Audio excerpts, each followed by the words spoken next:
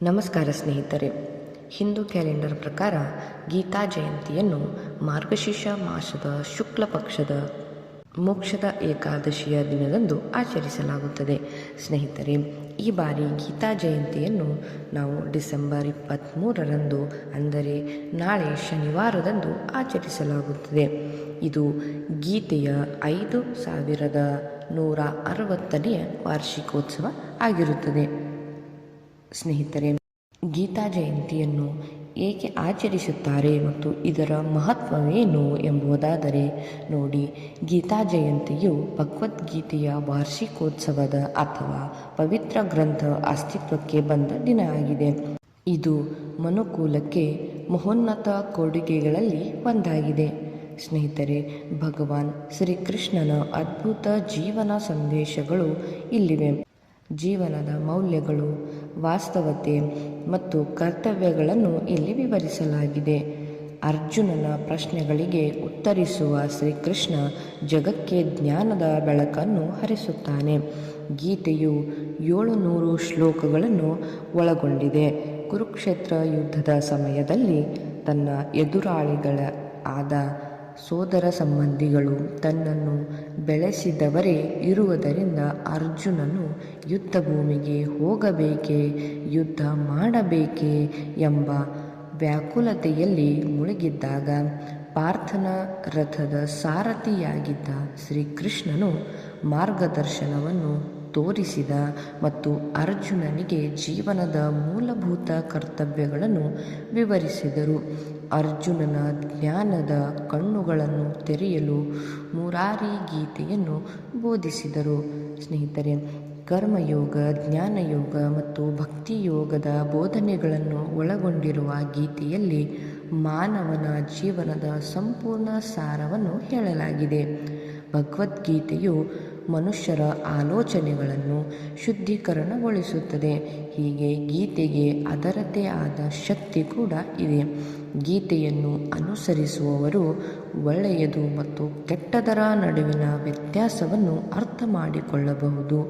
ಜೊತೆಗೆ ಭಗವದ್ಗೀತೆಯಲ್ಲಿರುವ ಸಂದೇಶಗಳನ್ನು ಸರಿಯಾಗಿ ಅನುಸರಿಸಿದರೆ ಜೀವನದಲ್ಲಿ ಎಲ್ಲ ದುಃಖಗಳು ಮತ್ತು ಆತಂಕಗಳಿಂದ ಮುಕ್ತರಾಗಬಹುದು ಎಂದು ದೃಢ ನಂಬಿಕೆ ಕೂಡ ಇದೆ. ಈ ದಿನ ಅಂದರೆ ಗೀತಾ ಜಯಂತಿಯ ದಿನ ಗೀತೆಯನ್ನು ಪಠಿಸುವುದರಿಂದ ಶ್ರೀಕೃಷ್ಣನ ಅನುಗ್ರಹ ದೊರೆಯುತ್ತದೆ ಎನ್ನುವಂತಹ ನಂಬಿಕೆ ಕೂಡ ಇದೆ. ಇದಕ್ಕೆ ಮೊದಲು ಶಾಸ್ತ್ರಕ್ಕೆ ಪುಷ್ಪ ಅಕ್ಷತೆಯನ್ನು ಹಾಕಿ ಪೂಜೆ ಮಾಡಿ ನಂತರ ಪಠಣವನ್ನು ಪ್ರಾರಂಭಿಸಬೇಕು. ಸ್ನೇಹಿತರೆ, ಇದರ ನಂತರ ಸಾಧ್ಯವಾದರೆ ಮಕ್ಕಳಿಗೆ ಮತ್ತು ಬೇರೆ ಜನರಿಗೆ ಭಗವದ್ಗೀತೆ ಗ್ರಂಥವನ್ನು ದಾನವಾಗಿ ನೀಡಬಹುದು. ಅದರ ಜೊತೆಗೆ ಆಹಾರ, ಬಟ್ಟೆ ಮತ್ತು ಹಣವನ್ನು ಸಹ ದಾನದ ರೂಪದಲ್ಲಿ ನೀಡಬೇಕು. ಏಕೆಂದರೆ ಈ ದಿನ ಮೋಕ್ಷದ ಏಕಾದಶಿ ಕೂಡ ಇದೆ. ಹೀಗಾಗಿ ಏಕಾದಶಿಯ ದಿನದಂದು ದಾನಕ್ಕೆ ಅತ್ಯಂತ ಮಹತ್ವವನ್ನು ಕೂಡ ನೀಡಲಾಗಿದೆ. ಹೀಗೆ ನಮ್ಮ ಶಕ್ತಿ ಅನುಸಾರವಾಗಿ ಮಾಡುವ ದಾನ ಧರ್ಮದಿಂದ, ಕರ್ಮಗಳಿಂದ ಶ್ರೀಕೃಷ್ಣನಿಗೆ ತುಂಬ ಸಂತೋಷವಾಗುತ್ತದೆ ಎನ್ನುವಂತಹ ನಂಬಿಕೆ ಕೂಡ ಇದೆ. ಸ್ನೇಹಿತರೆ, ಭಗವದ್ಗೀತೆಯು ಹಿಂದೂ ಧಾರ್ಮಿಕರ ಪವಿತ್ರ ಗ್ರಂಥ.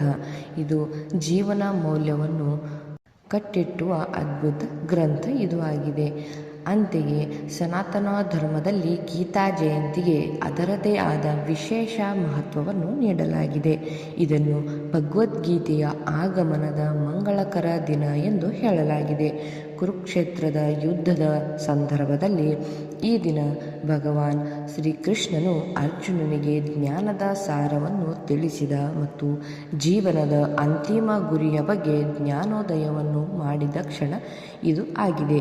ಇದಕ್ಕಾಗಿಯೇ ಇದನ್ನು ಪ್ರತಿ ವರ್ಷ ಗೀತಾ ಜಯಂತಿ ಎಂದು ಆಚರಿಸಲಾಗುತ್ತದೆ.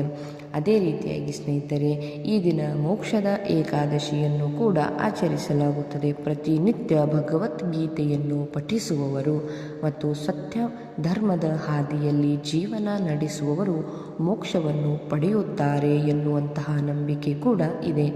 ಗೀತೆಯಲ್ಲಿ ತಿಳಿಸಿರುವ ಪ್ರತಿಯೊಂದು ವಿಷಯವೂ ಎಲ್ಲರಿಗೂ ಜೀವನದ ಮೌಲ್ಯವನ್ನು ಕಲಿಸುತ್ತದೆ ಮತ್ತು ಯಶಸ್ಸಿನ ಹಾದಿಯಲ್ಲಿ ಕರೆದುಕೊಂಡು ಹೋಗುತ್ತದೆ.